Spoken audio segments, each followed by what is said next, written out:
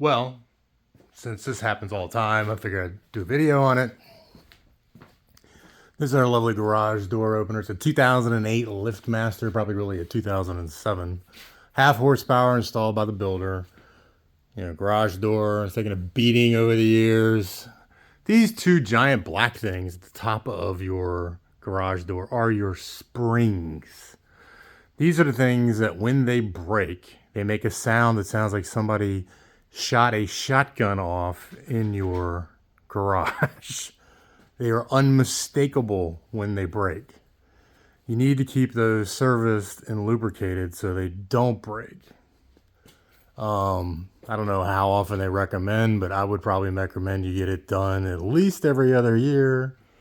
You probably can do it yourself. Probably just lubricating them with WD-40 is probably fine.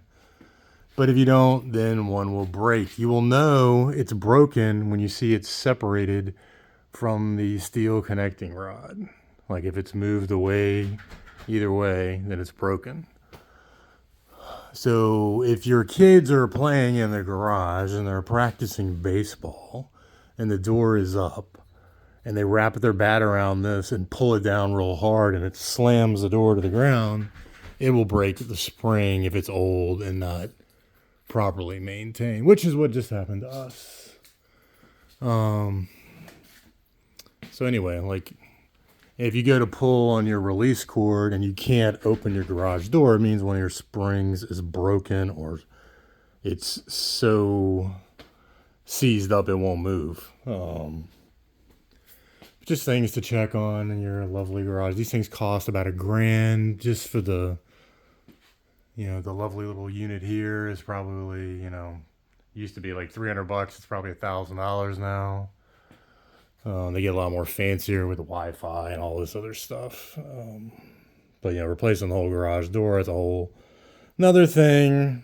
But in any event, if you ever are wondering why maybe your door it's coming half the way down, 3/4 of the way down, but it's not going all the way down, it's going back up. It's because one of the springs is broken and the unit is overburdened. So it doesn't want to lock you in, so it's raising itself back up, sort of like a safety feature.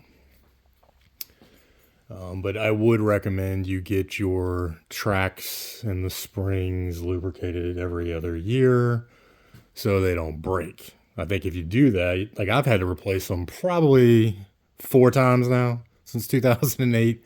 We don't have a side entrance door to our garage and are constantly going in and out of this garage door. It goes up and down at least 5, 6, 7 times a day, if not more than that. And especially when you have kids and bicycles and everything else, it gets a workout. It's been a really good unit. We haven't had any issues with the unit, the motor. But we have definitely had to replace a bunch of springs, and I just have never thought, gee, maybe we should just get those lubricated every other year, and they probably would never break. So I'm going to do that now and see how much longer it lasts. But in any event, that's what you have going on. If you can't pull the release emergency cord and raise the door, you probably have a broken or seized spring. If your door is coming down but just randomly popping back up, you probably have a broken or seized spring. Probably not a seized spring, you have a broken spring.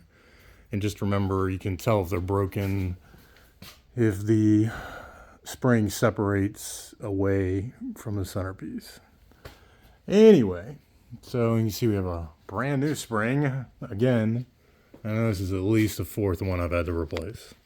I don't know if we've had to do each one 4 times, but I know I've had to do at least 4 different springs, so probably 2 on each side. That's, I guess, not that bad since it's 17 years, but it's been a really good unit otherwise, very easy to program remotes and all that stuff. But anyway, I just thought I'd pass that along to save yourself $754. Operated hours with a broken spring for about 4 months, and it fried the circuit board, or damaged it at least. So that had to be replaced, and then we have new springs. I think each time we get a spring replaced, it's about $200, maybe $250 for the part, plus the service fee. So just letting you know, save some money. Looking at the invoice, it looks like the springs are about $1.50 each. And then the circuit board was about 180 each. The rest of it was labor. Total was $734.51 to replace 2 springs and the circuit board. Anyway, so we got that going for us.